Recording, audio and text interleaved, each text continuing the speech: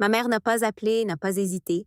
Elle m'a juste regardé de l'autre côté de la table de la cuisine et m'a dit: le mariage de ta sœur est la priorité de la famille. Ah, on ne peut pas venir à la tienne. Pas de douceur, pas d'excuses. Mon père cligna des yeux à ses mains. Kendra sourit comme si ce n'était rien. Je suis sortie de cette maison en portant le poids de chaque anniversaire, de chaque remise de diplôme, de chaque instant qu'on m'avait dit de comprendre. Cette nuit-là, je ne me suis pas disputée ni plaidée. J'ai simplement ouvert la porte à une vie qu'ils n'ont jamais pris la peine de demander. À propos d'une décision qui a transformé leur choix familial en le moment où ils ont finalement dû me faire face. J'ai grandi dans une maison où l'amour était mesuré par la commodité. Si quelque chose était plus facile pour mes parents, cela signifiait que c'était juste. Et d'une certaine manière, le choix facile a toujours été ma sœur cadette, Kendra. Elle était la brillante, la sans effort, l'enfant dont la plus petite victoire devenait des vacances en famille. J'ai appris très tôt que mes réalisations étaient belles, mais les siennes méritaient d'être célébrées. Tu penserais que ce genre de choses s'arrête quand tu seras grand. Ce n'est pas le cas. Ça devient seulement plus silencieux, plus net. Quand j'avais 16 ans, j'ai regardé ma mère découper une photo de famille, littéralement couper le bord pour rendre le cadre plus net. Mon épaule est restée sur la photo. Elle en a ri et a dit: «Oh chérie, tu es toujours là.» Et elle est passée à autre chose, comme si elle ne m'avait pas simplement effacé de la preuve que nous étions une famille. Je me souviens avoir regardé le bord coupé, réalisant que je pouvais faire de mon mieux. Brille de mon mieux, et soit toujours la partie que quelqu'un se sentait à l'aise de couper. C'est peut-être pour cette raison que je me suis poussée si fort après de longues nuits de construction d'une plateforme de chaîne d'approvisionnement à partir de zéro, en m'accrochant lorsque les investisseurs m'ont licencié. Le succès a été le premier endroit où personne n'a pu méditer.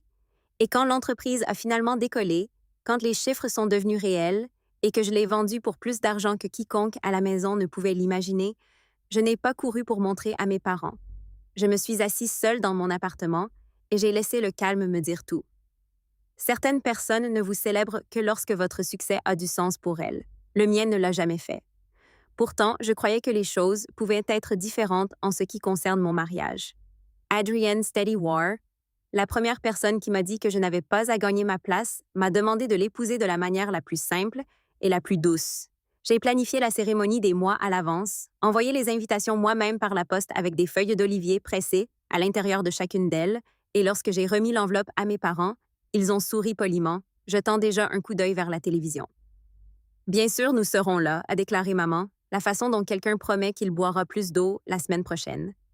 J'ai passé des semaines à nous imaginer tous les quatre au même endroit, même si ce n'était que pour une journée. Puis Kendra a annoncé son mariage. Le même mois, le même week-end, et finalement, le même jour. Elle a appelé ça le destin. Mes parents l'appelaient pratique. Je l'ai appelé au moment où j'ai finalement arrêté de prétendre que nous étions le genre de famille qui se souciait de ce que quelque chose signifiait pour moi. La première vraie fissure est survenue 2 semaines après que Kendra a annoncé son rendez-vous. J'étais assis dans ma salle de travail en train de finaliser le plan de salle lorsque maman a appelé. Sa voix avait cette douceur d'entraînement qu'elle utilisait chaque fois qu'elle était sur le point de choisir l'enfant le plus facile. Chérie, on a parlé. La famille du fiancé de Kendra ne peut faire que ce week-end. Tu sais à quel point elle est émotive. Pourriez-vous ajuster le vôtre? Ajuster? Comme si les mariages étaient des meubles, comme si le mien n'avait pas été planifié depuis des mois. J'avalais, forçant le calme dans ma voix. Mes invitations sont déjà sorties. Il y avait une pause mince prudent. Tu es forte, Amber, tu comprendras. Ta sœur s'effondrerait si on n'allait pas chez la sienne. Je fixais la fenêtre, regardant le crépuscule s'installer sur la ville. Ce n'était pas la demande qui piquait. C'était l'hypothèse, la chorégraphie familière. Kendra veut quelque chose, alors tout le monde se déplace autour d'elle, même si cela signifie me déplacer hors du cadre. Papa a appelé plus tard dans la nuit, son ton s'excusant mais résigné. Tu sais à quel point ta mère s'inquiète. Si on choisit le tien, Kendra le prendra personnellement. Tu iras bien. C'était toujours cette ligne. Tu iras bien. Leur bénédiction et leur renvoi ne faisaient qu'un. Pendant des jours après, la tension bourdonnait sous chaque conversation. Kendra m'a envoyé un texto, pétillante, inconsciente. N'est-ce pas sauvage? Nos mariages ont lieu le même jour. C'est comme si l'univers nous alignait. J'ai tapé une réponse 3 fois, je l'ai supprimée 3 fois et je l'ai finalement laissée non lue. Qu'y avait-il à dire? Elle n'avait jamais grandi dans un monde où la joie de quelqu'un d'autre avalait sa semelle. Elle ne comprenait pas parce qu'elle n'en avait jamais eu besoin. Le tournant n'est pas arrivé avec des cris. Il a glissé tranquillement dans ma vie un mercredi soir. Maman a envoyé un message. Après en avoir discuté, nous avons décidé que nous ne pouvions pas assister à votre cérémonie. C'est trop de voyages d'avant en arrière. Nous espérons que vous comprenez. Pas d'excuses, pas de regrets. Juste de la logistique que mon domaine d'expertise utilisait pour justifier de m'abandonner. Je me suis assis sur le bord de mon lit, le téléphone brillant dans le noir, mon rythme cardiaque s'est stabilisé au lieu de s'accélérer. Ça m'a surpris. Je pensais que j'allais pleurer, mais tout ce que je sentais, c'était une vieille clarté familière qui remontait à l'entendre à la surface. J'ai répondu par SMS, c'est bien. Mais dès que j'ai appuyé sur envoyer, j'ai su que ce n'était pas une fin. C'était un début. Le moment où quelque chose à l'intérieur de moi a cessé de se plier et c'est finalement brisé. Cette nuit-là, alors que la maison était calme et qu'Adrienne dormait dans la pièce voisine, j'ai ouvert mon ordinateur portable et fait défiler les contacts que je n'avais pas composés depuis des années. Rachel, Tante Marion, Eli, des gens qui avaient observé le déséquilibre sans jamais le dire à haute voix. Pour la première fois, je n'avais pas l'impression d'être un enfant qui demandait un siège. Je me sentais comme une femme décidant qui en méritait un. Et la réponse n'était pas mes parents. Le jour où tout s'est finalement effondré n'avait pas l'air dramatique de l'extérieur. Il n'y avait pas d'engueulade, pas de porte claquée, juste un soleil matinal tranquille glissant sur le comptoir de ma cuisine et une vérité que je ne pouvais plus avaler. J'ai relu le message de maman. Nous espérons que vous comprendrez jusqu'à ce que les mots soient flous. Pas une seule fois il ne m'avait demandé comment je me sentais. Pas une seule fois il ne s'était hanté. Arrêté pour réfléchir à ce que signifiait choisir la commodité plutôt que le mariage de leur propre fille. Et plus je regardais cet écran longtemps, plus je réalisais que l'effondrement ne se produisait pas maintenant. Cela se produisait depuis des décennies. C'était simplement le moment où j'ai arrêté de faire semblant de ne pas remarquer. J'ai conduit à la périphérie de la ville jusqu'à un petit belvédère où l'air était plus large. Adrienne me rejoignit, tenant 2 tasses de thé mais ne disant rien. Il avait toujours su quand le silence était une gentillesse. Ils n'ont même pas hésité, ai-je finalement dit. Il expira lentement. Alors arrête d'attendre qu'ils te choisissent. J'ai hoché la tête, sentant quelque chose s'installer dans ma poitrine. Un décalage, un déclic, comme un verrou tournant, une frontière se formant. Cette nuit-là, longtemps après qu'il se soit endormi, j'ai ouvert le dossier que j'avais caché pendant des mois, l'acte de propriété de la villa en Toscane. Ma villa. 8 hectares de livrées, d'anciens murs de pierre, une cour ouverte qui ressemblait à un lieu fait pour la vérité. Je l'avais acheté après avoir vendu mon entreprise, en partie parce que j'avais besoin d'un refuge. En partie parce que je voulais un endroit qui m'appartienne entièrement. Je ne l'avais jamais dit à mes parents. Pourquoi le ferais-je? Ils n'ont jamais demandé. Alors que je parcourais les photos, les collines dorées, la longue table de pierre, sous les lanternes, une pensée se formait si clairement qu'elle ressemblait à un pouls. Je pourrais créer un nouveau type de mariage ici. Pas une performance, pas une compétition, un rassemblement de personnes qui se sont présentées parce qu'elles l'ont choisi. J'ai d'abord envoyé un message à Rachel. Elle a appelé immédiatement, sans hésitation. « S'il te plaît, dis-moi que tu n'annules pas », a-t-elle dit. Non, je lui ai dit, juste le déplacer vers où? Toscane. Elle n'a même pas fait de pause. Envoie-moi la date, je m'occuperai de la famille. Au matin, la discussion de groupe s'est allumée. Eli réservant des vols. Tante Marianne pose des questions sur l'hébergement. Oncle Ray offrant de l'aide pour toute configuration. Personne n'a posé de questions sur mes parents. Personne n'en avait besoin. Pendant ce temps, Kendra a posté un compte à rebours pour son mariage, 5 jours jusqu'à toujours. Mes parents ont inondé ses commentaires de cœur et de pointes d'exclamation. Pas un seul message pour moi. Je regardais tout cela avec un calme étrange. Pour la première fois, leurs choix n'ont pas piqué, ont-ils clarifié. J'ai passé les jours suivants à finaliser l'aménagement de la cour, la longue table s'étirant vers les oliviers, les lanternes qui brillaient comme des lucioles au crépuscule. La villa bourdonnait d'ouvriers ponçant de la pierre, taillant des branches, enfilant des lumières. Chaque bruit, chaque marteau, chaque échelle grattant contre la pierre semblait être une promesse tenue pour moi-même. Je ne sabotais pas leur mariage. Je ne cherchais pas la validation. Je récupérais l'histoire. L'effondrement de ce que nous appelions la famille ne m'a pas laissé vide. Cela laissait enfin de la place pour que tout ce qui était réel grandisse. Et la Toscane a été le début de mon refoulement. Le matin de nos 2 mariages est arrivé avec 2 types de lumière du soleil différents. À Boston, c'était blanc dur, brillant, impitoyable. En Toscane, il s'est répandu sur les collines comme du miel chaud. Je me suis réveillée avant l'aube dans la villa, le sol en pierre se refroidissait sous mes pieds alors que je sortais sur la terrasse. Les oliviers scintillaient dans les premières feuilles et les premières feuilles claires. Chuchotant comme pour me rappeler, c'est votre maison, votre choix, votre table. Les ouvriers se déplaçaient tranquillement dans la cour, ajustant les lanternes, lissant le linge sur la longue table qui s'étendait vers le bosquet. Tout semblait incroyablement ancré, ancien, mais nouveau. Exactement la vie dans laquelle je voulais entrer. Mais à Boston, rien n'arrêtait personne. Mon cousin Eli a envoyé une photo de rangée de chaises vides dans la salle de bal, du genre enveloppée de tissu blanc pour cacher à quel point elles avaient l'air nues. Il l'a légendé, cela va bientôt exploser. Un autre message est venu de Rachel. Une photo de mes parents debout près de l'entrée, parfaitement habillés, mais leur sourire serré, confus. Personne de la famille élargie n'était arrivé. Pas un seul. Et Kendra, ma sœur, n'arrêtait pas de rafraîchir la liste des invités sur la tablette du planificateur, son expression se resserrant à chaque fois.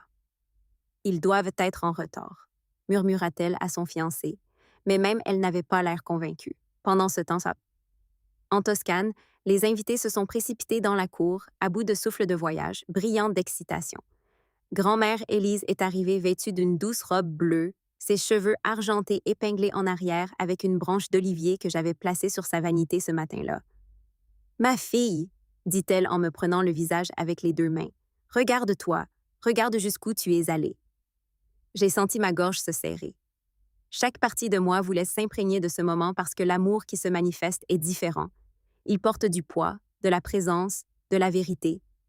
Alors que le soleil montait dans la cour remplie de voix familières, Rachel blessant ses enfants, oncle Ray saluant les musiciens, tante Marion prenant des photos du vignoble, comme si elle n'avait jamais rien vu d'aussi sacré. Pour la première fois de ma vie, je n'étais pas une réflexion après coup. J'étais le centre, mais pas parce que le monde se penchait autour de moi, parce que j'avais construit un monde qui ne nécessitait aucune flexion. De retour à Boston, la cérémonie était sur le point de commencer. Kendra se tenait près du bouquet de l'allée, tremblant dans ses mains. Le planificateur marchait derrière elle. « Où est tout le monde? » Elle murmura brusquement. Sa fiancée haussa les épaules impuissante. Mes parents ont fait semblant de sourire, puis c'est arrivé. Rachel a envoyé une autre photo au groupe de discussion familiale, celle que tout le monde avait mise en sourdine pendant des années, mais qui était toujours vérifiée par habitude. Il m'a montré entrer dans la lumière du soleil de la cour, attrapant la soie de ma robe. Derrière moi, des invités se levèrent de leur siège sous les vignes. Des lanternes brillaient doucement au-dessus de nos têtes. La Toscane s'est enroulée autour de nous comme un tableau. En quelques secondes, d'autres photos ont suivi Eli capturant la longue table, les fleurs sauvages, tissées dans l'arche de pierre. Grand-mère riant avec ses mains en l'air. Une vidéo est apparue. Adrienne me prenant la main, la voix ferme alors qu'il prononçait ses vœux. Et puis quelqu'un à Boston a halté assez fort pour que toute la salle de bal entende. Le visage de ma mère s'est vidé de couleur. Elle a attrapé la manche de mon père si fort qu'il a grimacé. « Kendra », elle a chuchoté, « ils sont tous en Italie ». Le bouquet de Kendra glissa, son souffle s'arrêta. Et pour la première fois de notre vie, elle a réalisé que le monde ne tournait pas autour d'elle. Mon père regarda autour de la pièce à moitié vide, la mâchoire se resserrant. « Pourquoi personne n'a dit qu'il ne venait pas? » « Parce qu'il ne vous devait pas d'explication, pensais-je. Pensais-je à des milliers de kilomètres de là. Ils s'en devaient une. En Toscane, je ne savais pas à quel moment exact leur mariage s'était effondré, mais j'ai senti le changement. Une étrange immobilité se déplaçait dans la cour. Au moment où je terminais mes vœux, pas de tristesse, quelque chose comme une libération, comme si un dernier fil qui me reliait à la version de la famille que j'avais suppliée une fois s'était discrètement rompu. Après la cérémonie, nous nous sommes dirigés vers la longue table sous les vignes. Les invités riaient en passant des verres à vin qui teintaient honte. Le ciel se réchauffa en ambre. Les lanternes clignotaient une à une. L'air sentait le romarin et le pain cuit. Adrienne se pencha de près. « Ils savent, n'est-ce pas? » J'ai hoché la tête. « Ils voient la vie dont ils n'ont jamais pris la peine de poser des questions et la vie que vous avez choisie à leur place, » a-t-il ajouté. Mais ce n'était pas une vengeance. Pas vraiment. C'était de la clarté servie doucement, honnêtement, sous la forme d'un mariage qu'il n'aurait jamais imaginé que je pourrais créer. Au milieu du dîner, mon téléphone a sonné. Un message de papa. C'est là que tu es? Un autre de maman? Pourquoi tu ne nous as pas dit que tu avais un endroit comme ça? Puis de Kendra? C'est une sorte de blague?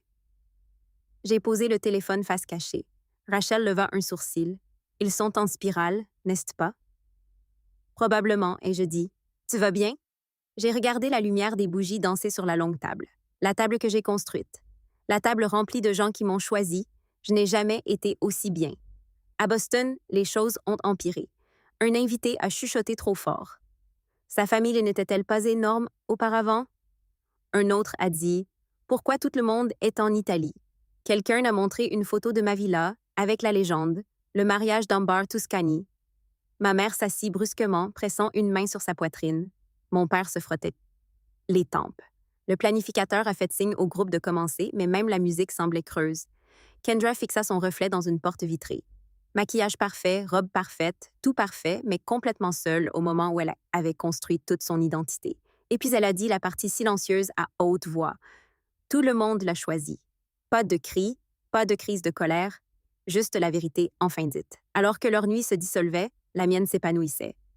Les musiciens jouaient des cordes douces sous le chaud ciel toscane. Adrienne a chuchoté quelque chose à propos de Forever. Grand-mère s'essuya les yeux.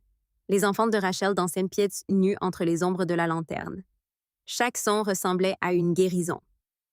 Plus tard, alors que nous allumions des bougies le long de l'Oliveraie, je me suis surpris à regarder vers l'horizon, non pas par désir, mais par fermeture. La famille que j'avais passé toute ma vie à essayer de gagner n'a jamais été la mienne à garder. Celui rassemblé autour de moi maintenant, celui qui rit, applaudit, lève des verres, a été construit par choix, pas par obligation. Vers minuit, le dernier message est venu de maman. J'espère que tu es heureuse. Je n'ai pas répondu. Pas parce que j'étais en colère, mais parce que j'ai finalement compris que le bonheur n'avait pas besoin de leur permission. Et dans le calme de la nuit toscane, entouré des gens qui se sont présentés, j'ai respiré plus profondément que je ne l'avais fait depuis des années. Le point culminant de leur histoire a été l'effondrement. Le point culminant de la mienne était la liberté. Le lendemain matin de notre mariage, la Toscane se sentait différente, plus légère, comme si toute la villa avait expiré avec moi.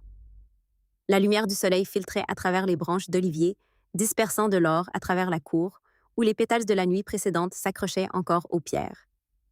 Grande-mère Alice était assise à côté de moi sur la terrasse, les mains enroulées autour d'une tasse chaude. « Tu as construit quelque chose de beau, dit elle. Pas seulement hier soir, ta vie. » Je ne savais pas que j'avais besoin de ces mots jusqu'à ce qu'ils atterrissent. Des messages n'arrêtaient pas de bourdonner sur mon téléphone. Mes parents s'excusant en phrases fragmentées. Kendra insistant sur le fait qu'elle avait été aveuglée. Papa demandant quand on pourrait parler correctement. Mais rien de tout cela ne comportait plus d'urgence. Leur choix avait déjà parlé pour eux. Ce qui importait maintenant, c'était le genre de famille que je voulais aller de l'avant. Je n'ai donc répondu qu'à un seul message. Chez Rachel, on reste encore 2 jours. Petit déjeuner? Oui, j'ai toujours écrit. Adrienne me rejoignit à la balustrade, glissant un bras autour de ma taille. Quoi qu'il arrive ensuite, il a dit « Vous n'y faites pas face seul ». Et pour la première fois de ma vie, j'y ai cru, non pas parce que quelqu'un l'avait promis, mais parce qu'il s'était déjà présenté quand cela comptait. Les conséquences n'étaient pas le chaos. C'était clair, calme, stable et entièrement à moi. Au final, j'ai appris quelque chose de simple.